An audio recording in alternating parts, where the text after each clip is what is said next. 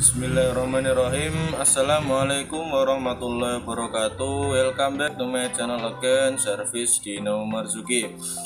Alhamdulillah rabbil alamin, wassalatu wassalamu ala rasulina Muhammadin wa ala alihi wa ashabihi ajmain, amma ba'du.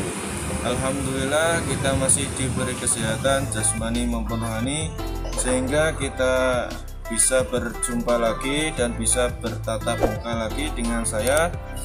Alhamdulillah rabbil alamin. Dan semoga kalian yang sudah mengklik video saya ini semoga bahagia sekeluarga dan serta sehat selalu ya, amin ya rabbal alamin. Oke, pada kesempatan kali ini saya akan memberikan cara atau tutorial mengganti angker ya, mengganti angker atau armatur pada alat cutting ya, cutting off, cutting ya, seperti ini contohnya.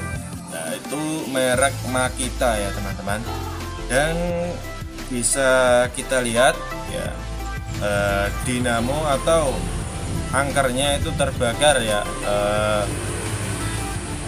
pada bagian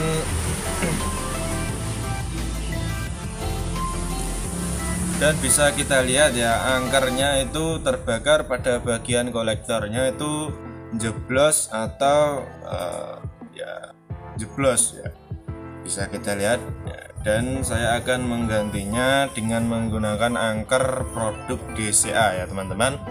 Oke, langsung saja kita ke caranya.